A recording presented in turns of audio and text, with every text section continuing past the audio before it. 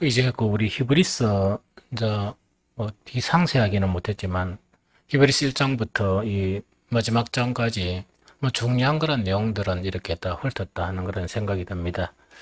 그래서 오늘부터는 그 야고보서를 이렇게 계속해서 이렇게 이제 살펴봤으면 좋겠다 하는 그런 생각이 듭니다.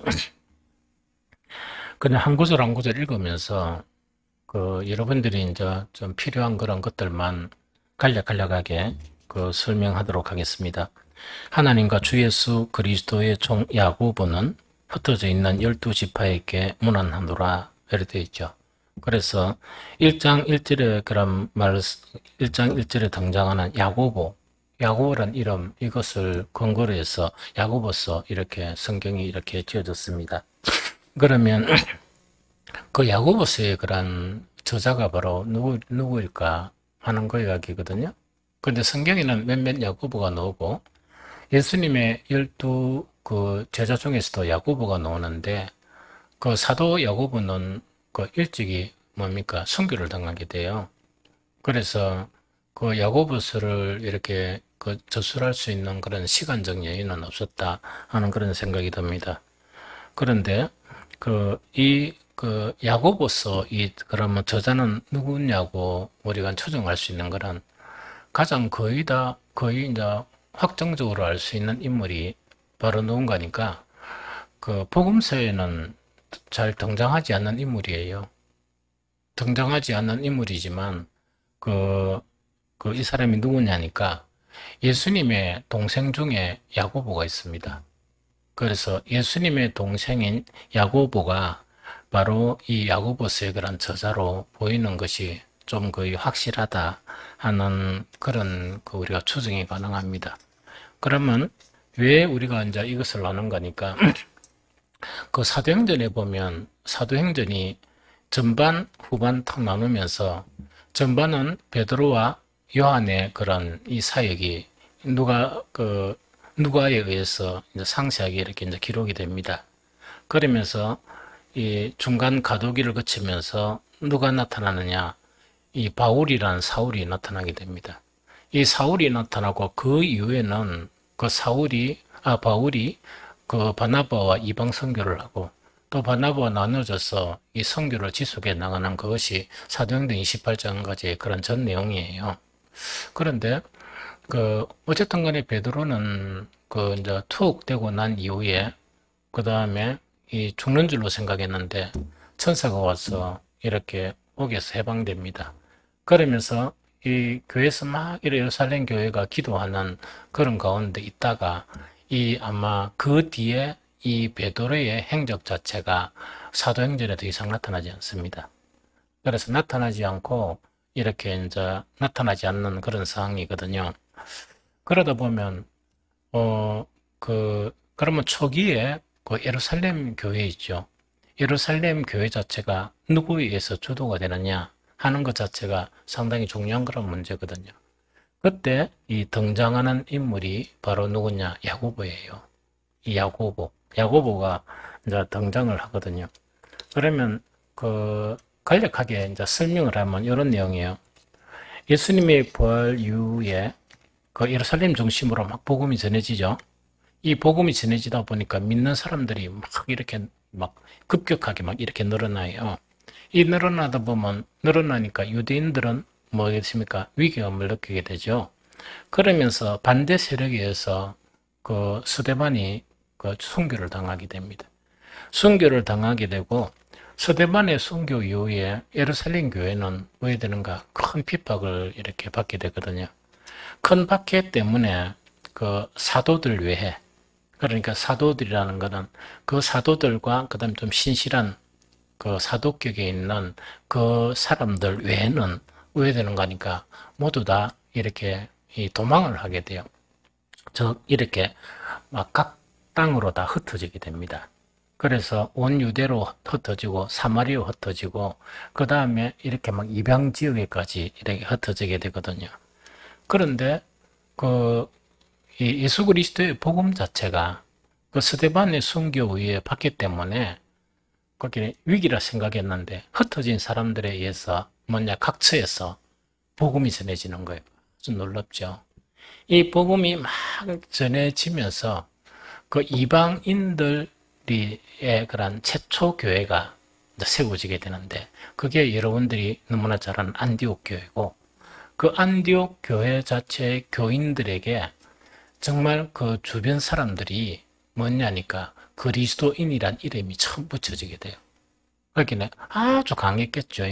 그렇게 완전 변화가 너무 강하다 보니까 저 사람들은 완전히 이렇게 미쳤다. 안 그러면 완전히 무슨 사람이 바뀌었다. 이래 하다 보니까 그것을 갖다가 이 비웃는 그런 모양으로 불렀던 게 그리스도인이라는 그런 이름입니다. 그런데 그러다 보니까 그 예루살렘 교회가 그 이야기를 듣고 난 이후에 그냥 내버려두면 안 되겠죠. 누구를 파송하느냐? 바나바를 파송해요. 이 바나바를 안디옥 교회에 파송을 하는데, 바나바는 또 누구를 이렇게 데리고 가느냐? 바로 이 바울을 데리고 가서 둘이서 거기서 동역을 하게 되고, 안디옥 교회는 뭘 하느냐? 이 두 사람을 선교사로 파송하게 돼요. 이런 과정이 쭉쭉 있거든요. 그런데 이제 문제는 뭐냐니까, 그러면 각처에 이제 교회가 세워지겠고, 그 대표적인 교회가 그 안디옥 교회겠죠? 이제 세워지다 보니까 그 유대에 있던 그리스도인들이 여행을 하거나 혹은 이 방문을 하겠죠. 방문을 하면서 유대에서 온 사람들이 그 이제 새로 세워진 이방인들로 에 의해서 새로 세워진 그 교회에 대해서 뭐라고 이야기하는 거니까, 진정한 구원을 받으려 하면 반드시 할례를 받아야 한다. 이걸 갖다가 그 주장을 하게 되는 거예요. 그렇게 이제 주장을 하니까 왜 됩니까? 유대에 온 사람들은 그 유대에서 가장 그 전통적인 유대교에서 가장 중요한 게 할례 아닙니까? 그래서 그리스도도 믿어야 되지만 할례를 받지 않으면 구원을 받을 수 없다. 그걸 주장하니까 이 사람들과 바울과 바나바 한편 이렇게 되어가지고 이 아주 격한 논쟁이 벌어집니다. 격한 논쟁이 막 이렇게 벌어지게 되거든요.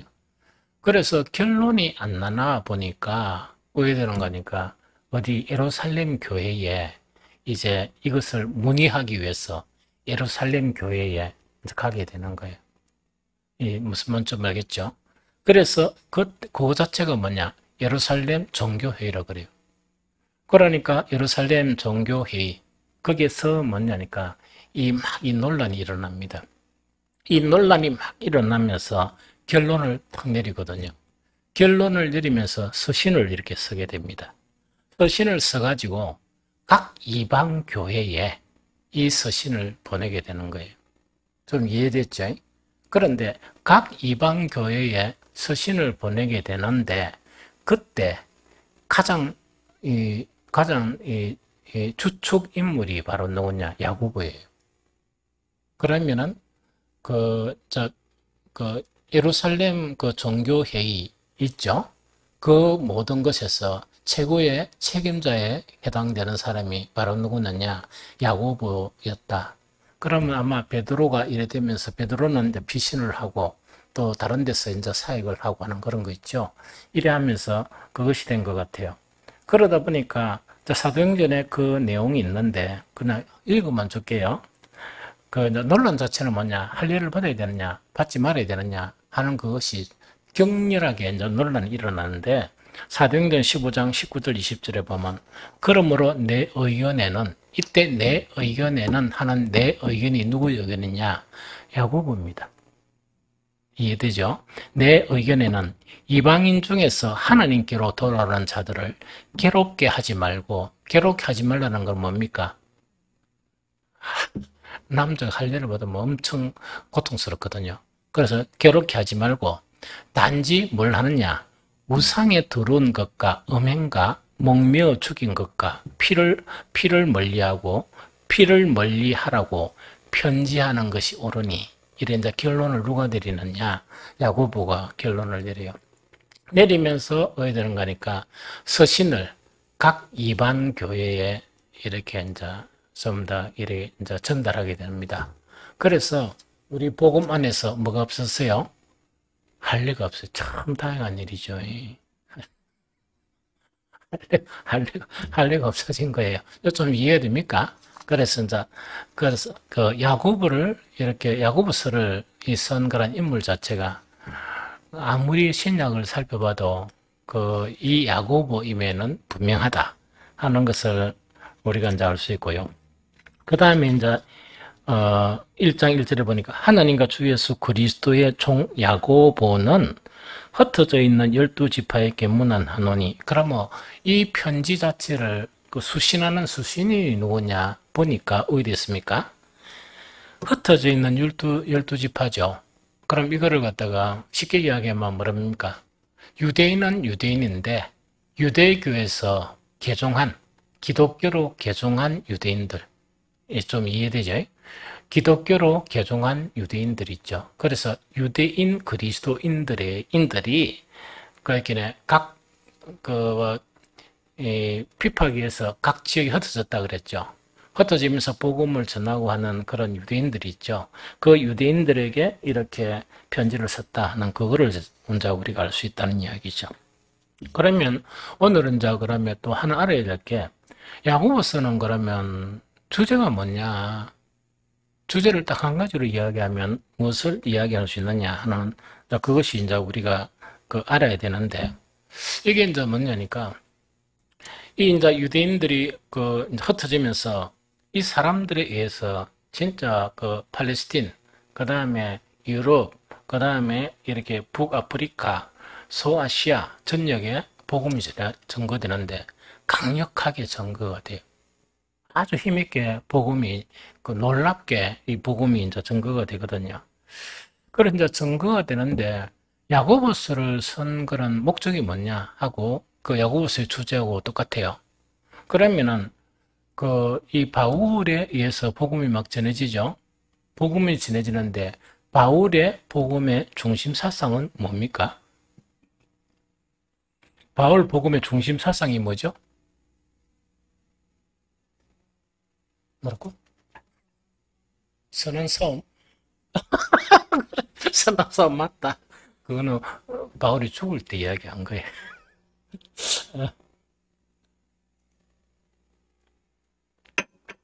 바울 복음의 중심 사상은 이신칭이라 그래요.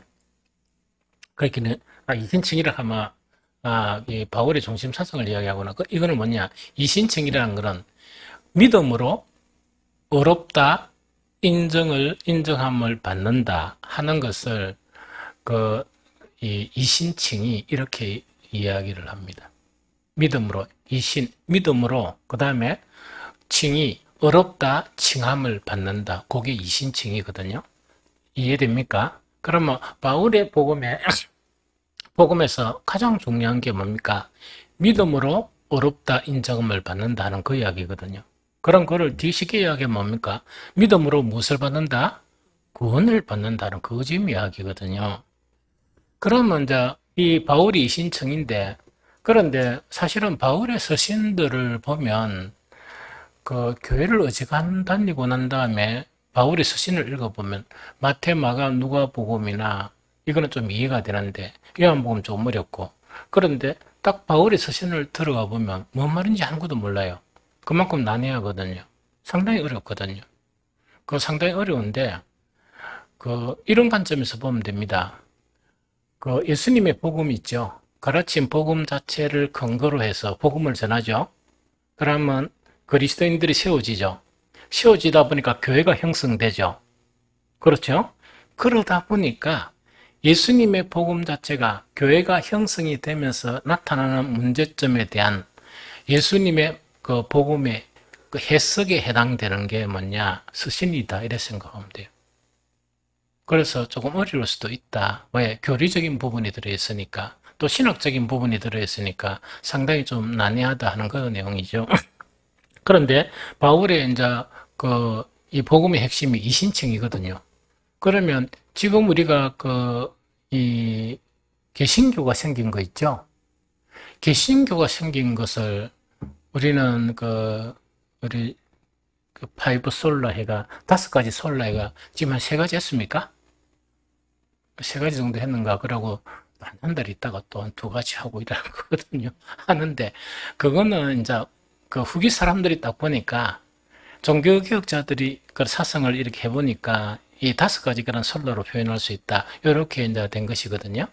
그런데 이제, 그 사실은 종교개혁을 일으켰던 그 내용 자체, 루터가 종교개혁을 일으킨 것은 뭐냐니까, 뭡니까? 이신칭이에요.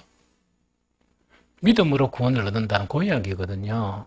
그래서 믿음으로 어렵다 인정, 여기에 이제 종교개혁을 일으키게 되었던 아주 핵심적인 그런 말씀이에요.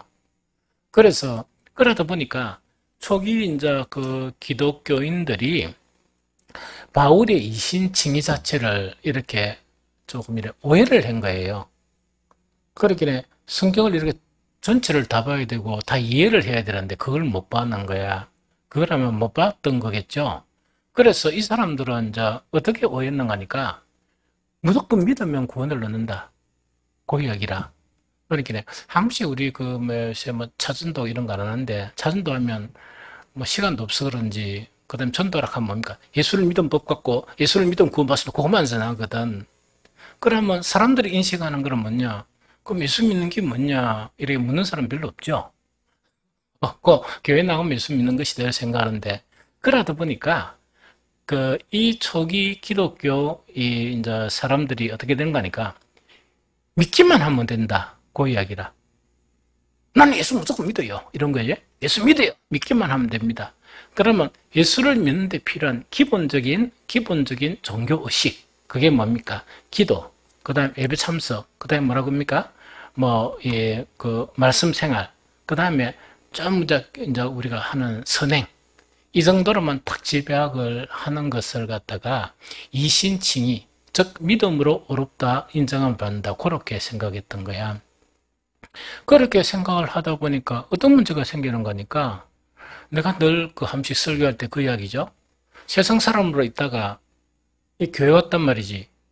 교회 와가지고 교회의 어떤 생활에 대한 부분만 하는 거야, 이렇게.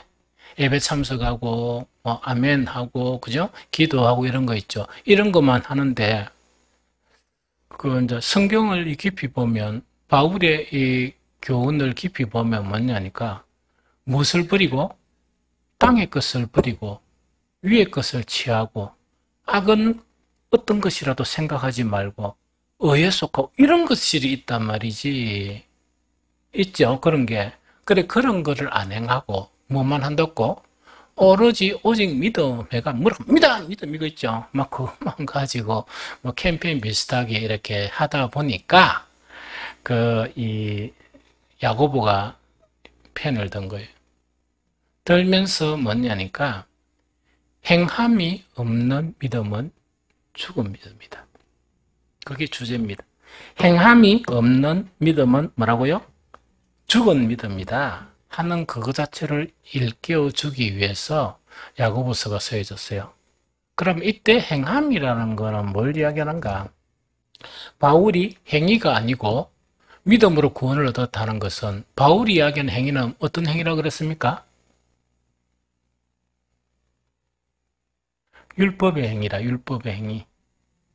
율법의 행위란 말이야. 그럼 율법의 행위라는 거는 하나님이 모세를 통해서 준 율법 자체의 생활 지침이 딱 이렇게 만들어져, 300몇 가지가 딱 만들어져 있는데 그걸 다 지키는 거야. 그걸 다 지키면 왜했단 말입니까? 율법으로 완전합니까? 완전하죠? 그래서 바울도 나는 율법으로는 나는 완전한 자요 하는 그 이야기가 뭐냐? 이 장로들에서 만들어진 그 율법이 있죠. 300몇 가지는 나는 지켰다는 그 이야기라. 이해가 됩니까? 그런데 사람이 안 바뀌는 거야. 그러면 한 가지 이제 예를 들면 뭐냐니까 꼭 율법에 들어가겠다는 게 아니라 예수님이 이제 그걸 율법의 의성을 이야기하는 거야. 너희가 이 사람에게 뭐 하지 말라? 살인하지 말라고 말을 들었으나 나는 너희에게 말하노니 너희 형제에게 뭐 하는 자? 낙하라 하는 자나 미련한 자라고 욕하는 자, 이런 자는 이 지옥에 떨어지리라. 이런 자 무슨 말씀이야? 이 무슨 말씀이죠? 그러면은 이렇단 말이야. 율법은 외령하니 너무 재밌잖아요. 딱 해가지고, 뭐요, 율법을 지키면, 물론 그거 안 되겠지만은, 막 이렇게, 탁 이렇게 화가 나면 이 살인은 안 하는 거야.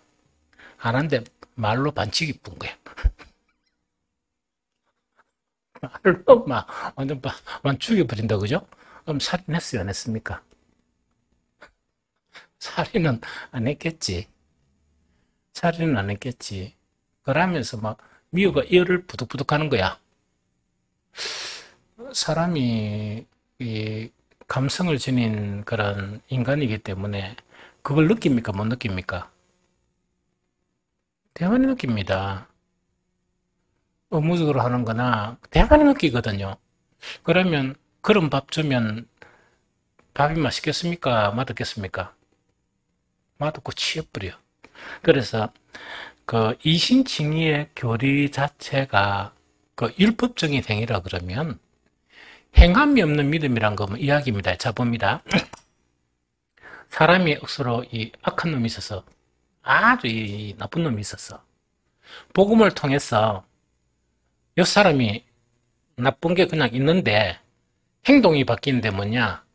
나쁜데 기도하고 나쁜데 찬양하고 나쁜데 예배도 참석해.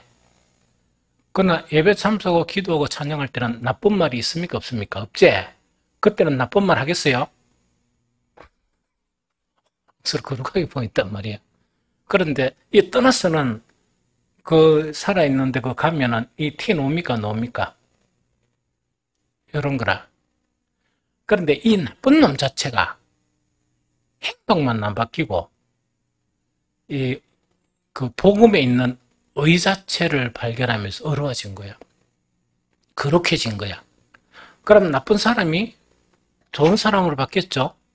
그럼 좋은 사람으로 바뀌면 나쁜 사람은 나쁜 사람의 행위가 나오죠.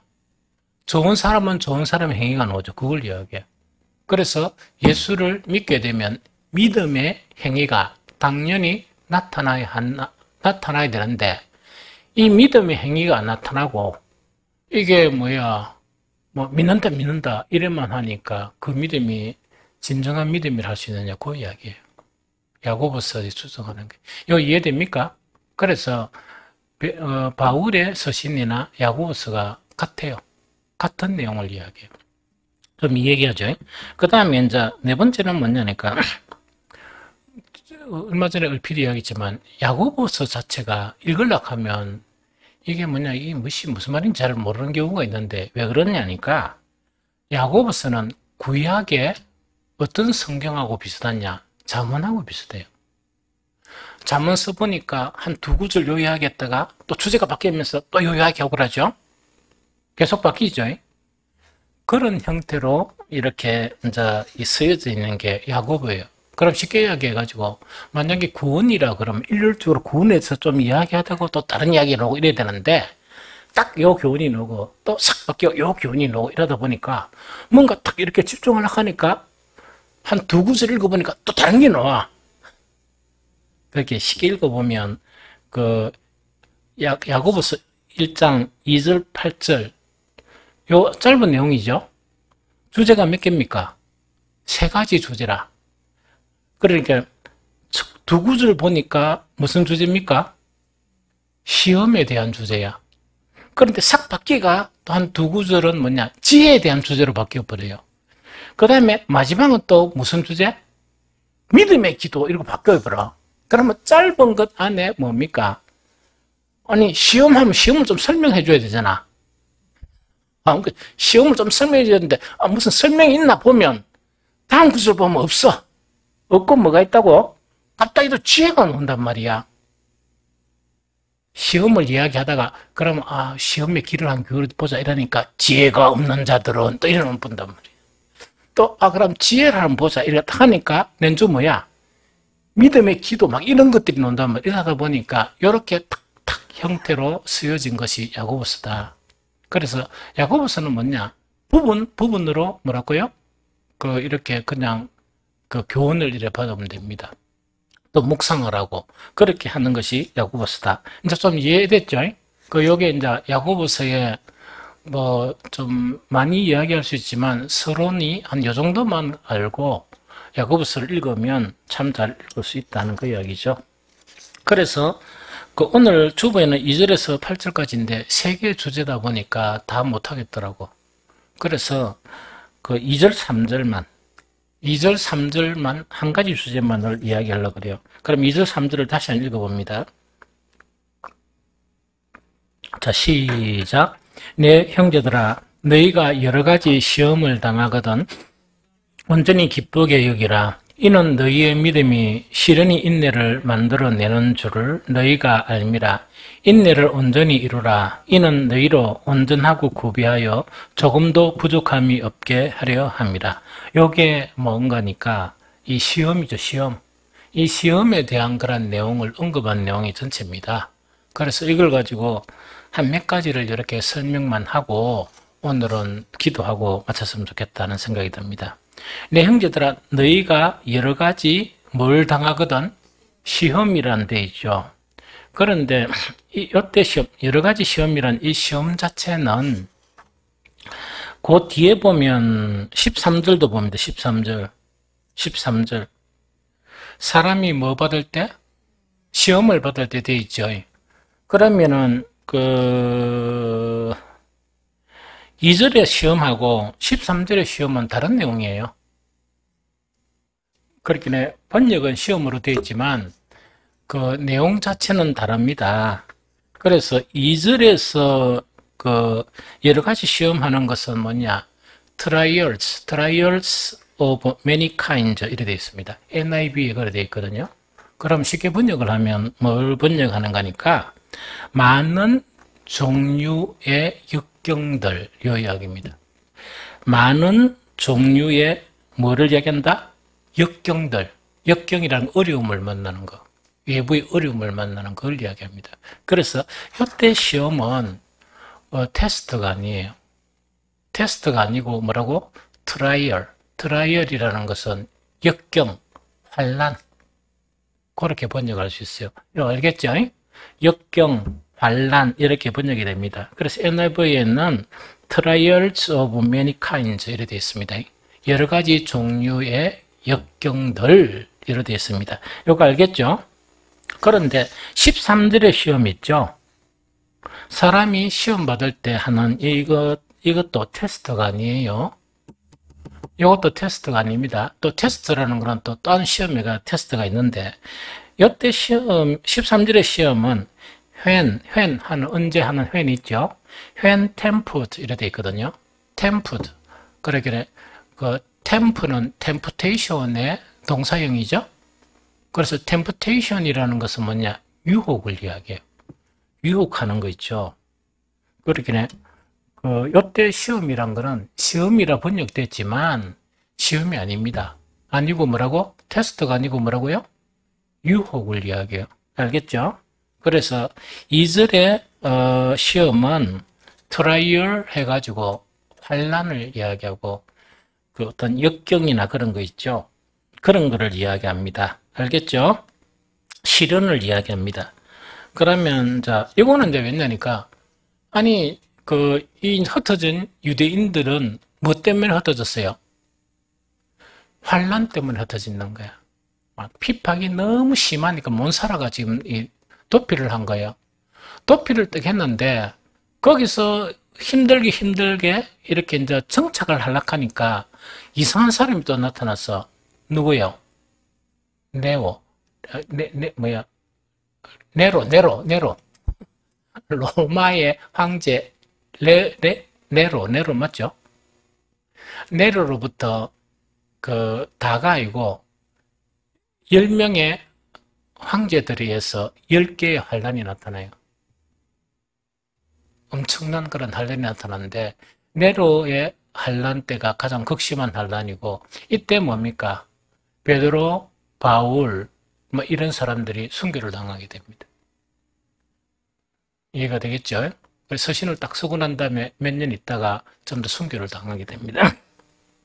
그래서 이제 그거를 개념으로 생각하면 내 형제들아 너희가 여러 가지 뭐를 당할 때 환난을 당하거든 온전히 기쁘게 여기라.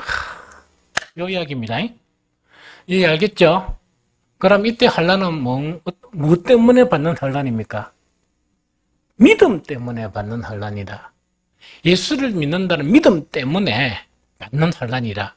그러면은 자기 고향 예루살렘을 떠난 것은 뭡니까? 유대인으로부터 예수를 믿는 것 때문에 살려고 도망치는 거야.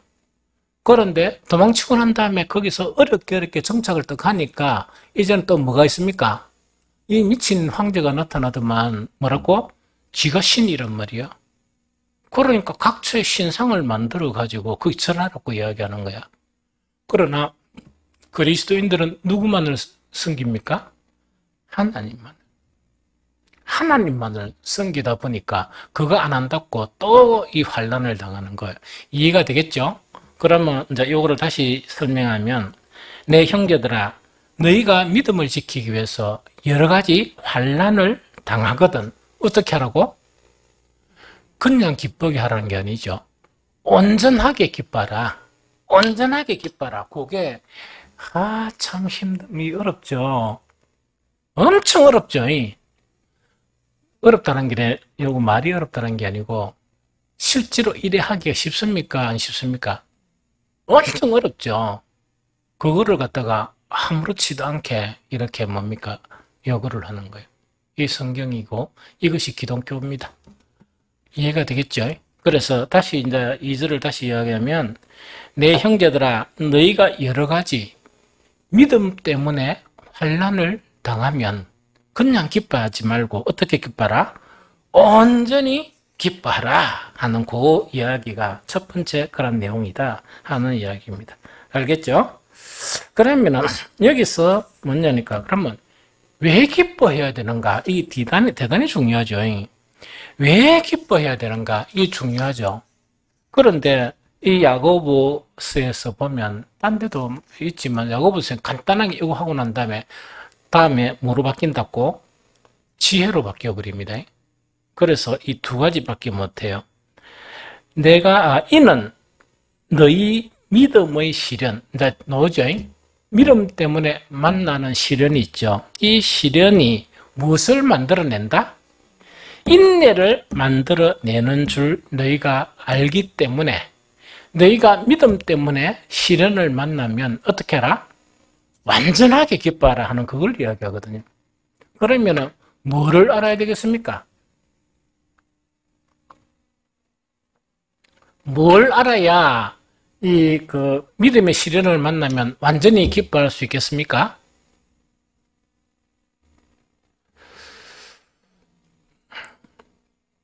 믿음의 시련이 뭘 만들기 때문에 기뻐하고? 인내란 말, 인내. 참 어렵죠. 아니, 완전하게 기뻐라 해놓고 뭐라고? 믿음의 시련은 무엇을 만들어낸다고? 인내를 만들기 때문에 완전하게 기뻐라 이야기거든. 그러면 인내 만들어진다고 기뻐할 사람이 있습니까? 속 디비지는데 돼. 참으라 하면, 화날 때 또 참으라 하면 속 안 디비져. 그런데 거기는 인내를 만들어내기 때문에 기뻐라 이야기라. 그래서 믿음의 친구 중에 하나는 뭐라 그랬습니까?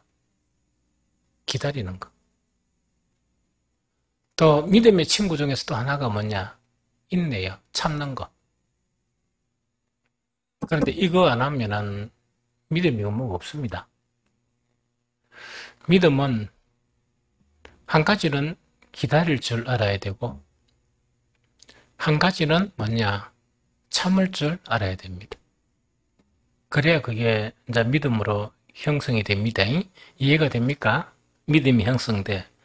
그러면 믿음의 시련이 인내를 만들고, 인내는 뭐냐? 온전하고 구비하여 부족함이 없게 한다 이야기거든. 맞죠? 그러면 이걸 갖다가 우리가 성경을 통해서 해답을 얻어야 돼. 왜 우리가 인내해야 되는가? 인내하는 것은 왜 우리를 완전한 사람으로 만드는가?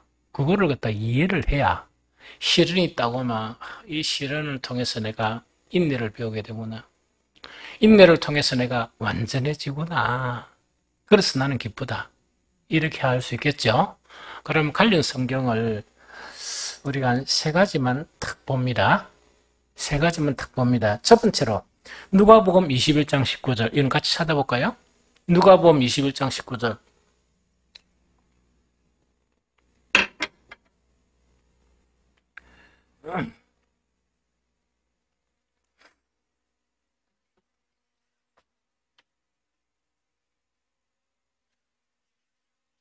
누가복음 21장 19절 찾았습니까?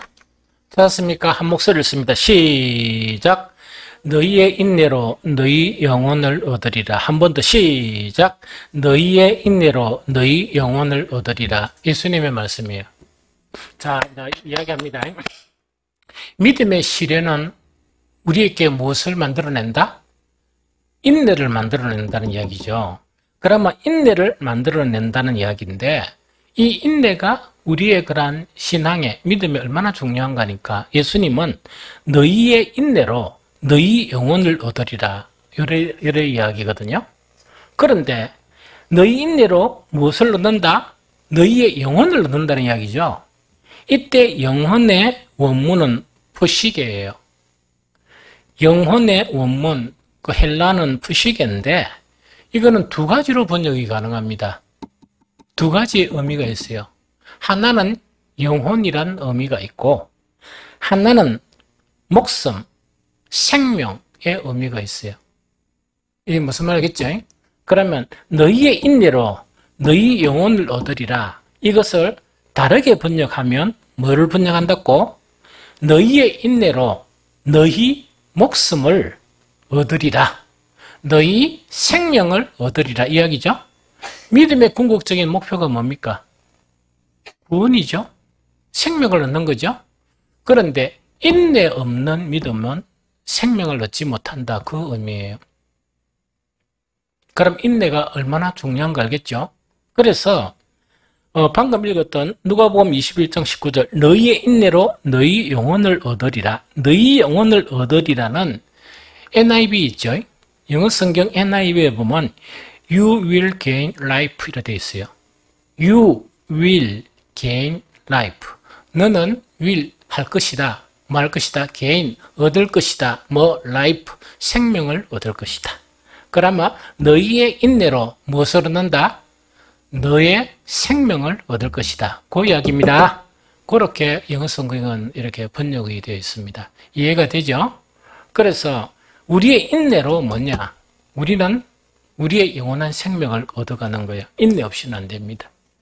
알겠죠? 그래서 믿음의 시련은 우리에게 뭐냐? 우리의 생명을 얻게 하는 인내를 만들어간다. 알겠죠? 그러면은 앞으로 우리 교회에서는 뭐냐? 잘 참는 사람을 보면서 뭐라 하면 되겠어요? 믿음이 대단히 좋다.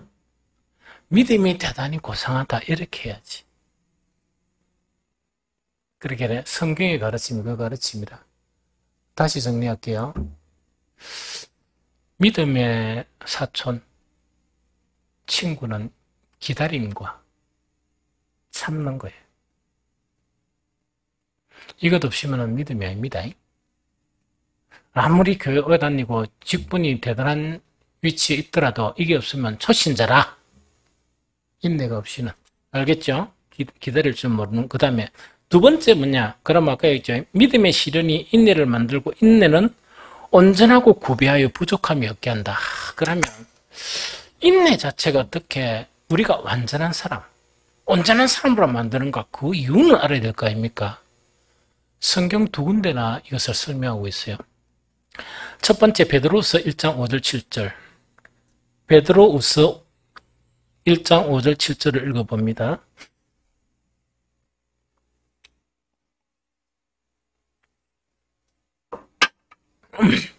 베드로후서 1장 5절 7절.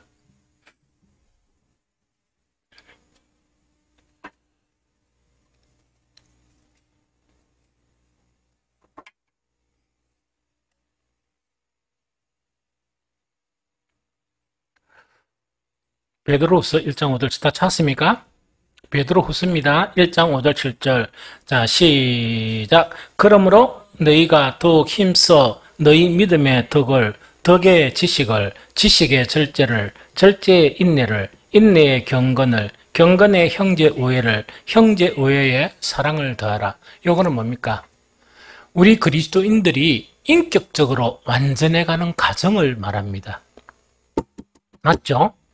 인격적으로 이 완전해져 가는 과정을 지금 말하죠. 그러면 오직 믿음이라 해놓고 덕이 없으면 인격적으로 완성됩니까? 안 됩니까? 안 되죠. 그래서 항상 믿음 위에는 뭐야? 덕이 있어야 되고, 덕은 뭡니까? 무엇을 근거로 해야 돼? 지식을 근거로 해야 됩니다. 그 다음에 그러면 믿음과 덕과 지식이 형성이 되면 뭐냐? 절제, 과하지도 않고 덜하지도 않고, 그 다음에 거절할 거는 거절하고 행할 거는 행하는, 이 절제하는 그런 것이 이루어지고, 이런 것이 이루어지는 과정 속에서 뭐가 형성이 된다? 아주 소중한 인내라는 이 것이 형성이 되는데, 이 인내는 무엇을 만들어낸다? 경건을 만들어내요. 여러분들 경건하다는 거 있죠? 그래서 인내 없이는, 여기서 인내가 속 빠지면 어디에 들어갈 수 없다? 경건과 형제 우애와 사랑에 진입할 수 없는 그것을 이야기해요. 그래서 너희 시련이 인내를 만들고, 인내는 온전하고 구비하여 부족함이 없게 한다. 왜? 우리가 온전한 인격으로 만들어지는 과정 속에서 뭐가 있다고? 인내가 있는 거예요. 알겠습니까? 그래서 믿음의 시련이 인격을 만들기 때문에 믿음의 시련을 당할 때 야고보는 뭐냐? 그냥 억지로 기뻐 이러지 말고 완전하게 기뻐하라. 그거를 갖다가 요구하는 것이 일어납니다 하는 얘기죠. 그 다음 이거는 너무 잘 알죠? 이와 유사한 말씀 로마서 5장 3절 5절, 이것도 읽어보고 넘어갑니다. 이 같은 내용이니까. 로마서 5장 3절 5절.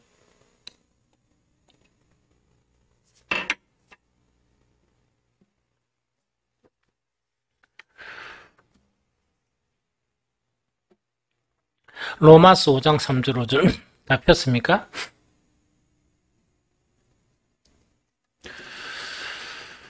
주여. 로마서 5장 3절 5절 다 폈습니까?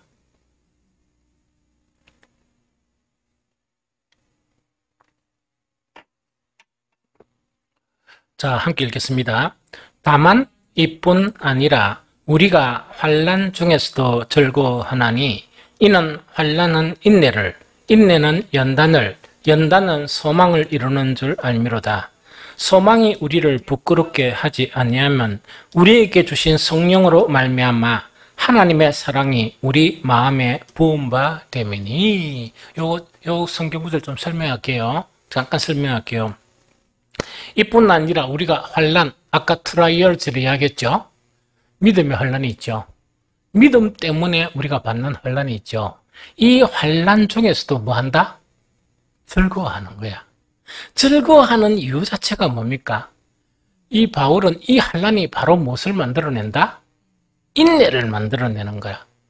그런데 인내는 무엇을 만들어낸다? 연단이죠. 자 봅니다.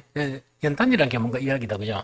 그게 이제 연단이 되니까 왜 되는가? 사람들의 수용이 되지. 안 그러면 아무리 돈이 많이 줘도 감당이 됩니까? 안 됩니까? 안 되죠. 그겁니다. 인내가 만드는 연단 알겠죠? 믿음의 시련을 참으면 하나님께서 복을 주세요. 연단의 복을 주세요. 참네. 뭐 이런 것까지 가르쳐줘야 되나 내가. 그렇게 그래서 이제 이 뭔가 알겠죠? 연단은 이제 소망을 이루게 되고, 소망이란 게 뭐냐? 어떤 소망입니까? 나는 주님과 같이 된다. 와, 너무 안 멋집니까? 나는 점도 없고 흠없는 그런 사람으로 바뀌어서 간다. 그러면서 이 소망이 안 부끄러운 거야. 왜 그러냐? 이것을 해나가면서 내 속에 없었던 사랑이 있죠. 이 사랑이란 이타적인 사랑, 하나님의 사랑이 정말 성령을 통해서 하나씩 그 사랑을 깨닫게 하면서 사랑을 배워가게 하니까 소망이 안 부끄럽지. 이거 알겠죠? 믿음의 시련이 인내를 만들어내는 것이 그만큼 복되다. 알겠죠? 오케이. 그 다음에 마지막 한 가지만 하고 이제 마칩시다. 히브리서 10장 36절. 히브리서 10장 36절.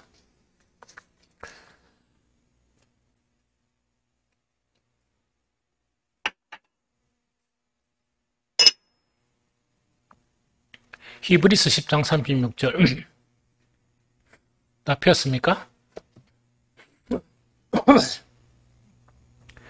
히브리서 10장 36절 함께 읽습니다. 시작. 너희에게 인내가 필요하면 너희가 하나님의 뜻을 행한 후에 약속하신 것을 받기 위함이라. 한 번 더 시작.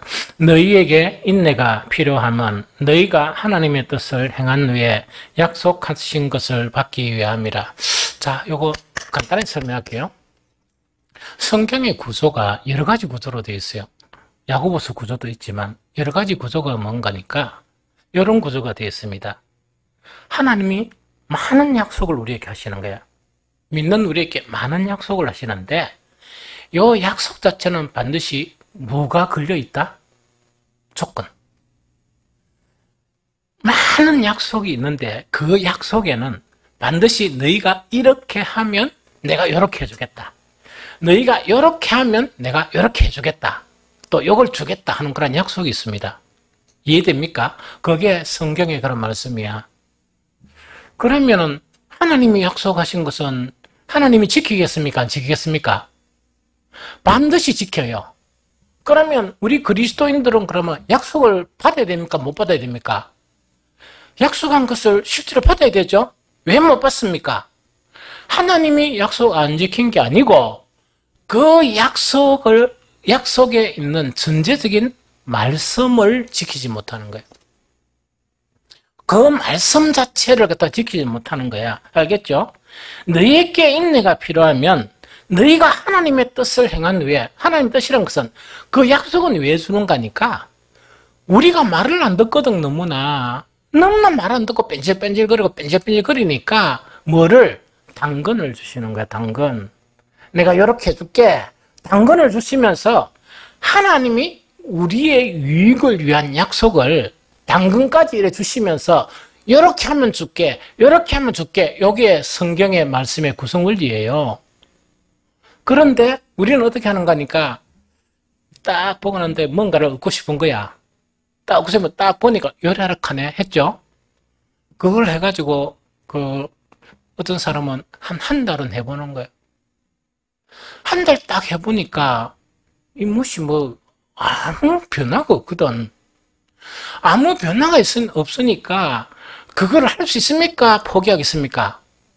포기하죠. 이때 믿음과 연관된 인내예요. 하나님은 반드시 약속을 지키시는 하나님이기 때문에 내한테 필요한 건 뭐라고? 믿음과 인내가 필요한 거야. 아까 기다림이 중요하다 그랬죠? 인내와 기다림이 중요한 거야. 그러면서 하나님께서 해주실 것을 믿고 계속 인내하면서 계속 행하는 거예요. 이해됩니까? 계속 행하면 하나님께서 그 약속을 무엇 때문에 이루어 주신다? 우리의 믿음과 인내 때문에. 인내 때문에 그 약속을 얻게 하신다는 그 이야기입니다. 그래서 하나님이 안 주시는 게 아니고 뭐가 없었어? 믿음도 없거니와 인내. 그것을 지속적으로 행하는 인내가 없기 때문에 중간에 포기하고 이래 돼버린 거예요. 그러다 보니까 다른 사람은 이만히 얻었다 그러면 난 한 요 정도 얻어가서 하는 거예요. 전혀 안 주시는 게 아니라 요 정도밖에 안 주신다는 이야기지. 이해됩니까? 그래서 이 약속을 넣는다는 거랑 본질적인 내용도 있어요. 그 본질적인 내용이라는 것은 뭐냐니까 우리가 구원받고 천국을 얻고 하는 본질적인 것도 있죠. 그러나 본질적인 것도 있지만 우리 생활에서 필요한 것도 있습니까? 없습니까? 너무 많아. 너무 많아요. 무슨 말 알겠지? 그러면 구하고 찾고 두드리라. 맞죠? 그런데 구하고 찾고 두드리면 주신다는 이야기거든. 하나님 주신다는 그 약속이란 말이야. 그런데 구하고 찾고 두드리다가 아이고 팔 아파서 막 치 아프자 막 이렇게 안 한단 말이야. 구하다가 처음 구하다가 야 이거 안 되네 이래가 안 한단 말이야. 그래서 그 가장 안타까운 거는 저 보통 보면 하나님 딱 주시려고 했는데 아이고 그래 한잔 보자 아이고 그래 이제 내가 주야 되겠다 이러면 없어. 어디 갔는지 없어. 그래서 기도를 하더라도 꿋꿋하게 하는 사람은 가능성이 없는 일들이 많이 이루어져요. 뭐 때문에 그러냐? 인내 때문에 그래. 기다림 때문에. 그러면 믿음의 시련은 뭘 만들어낸다? 인내를 만들어내는 거야. 그럼 인내를 만들어내기 때문에 성경 말씀을 뭐냐? 다른 사람은 조금 하다가 지쳐서 그만두는데 인내를 만들기 때문에 지속하더니까 하나님이 안 주실 수가 없는 거예요. 안 주시면 하나님이 거짓말 하실 수 있습니까? 그렇죠. 그래서 여러분들이 꼭 필요한 게 있으면 꼭 필요한 게 있죠. 있으면 뭐냐? 인내로 꿋꿋하게 끊임없이 기도하면 하나님은 주십니다. 중간에 포기하지 말고. 그런데 필요한 것이 인내입니다. 인내와 기다림. 그런데 이 인내는 무엇을 통해서 얻는다? 믿음의 시련들을 이렇게 보고 기뻐하면서 넘어가야 인내가 생기지. 그걸 함도 못 넘는 사람들 있죠. 기도도 안 되고 인내도 안 되고 하나님이 이루어 주실 때까지 기다리지를 못해요. 그러면 책임이 누구 책임이에요? 그렇죠. 이겠죠. 오늘 대단히 좋은 말씀입니다. 그래서 야고보서 어떤 사람은 뭐냐, 막 이렇게 들쑥날쑥 이러다 보니까 이게 좀 싫어한단 말이야. 하는데 아닙니다. 대단히 좋은 말씀입니다.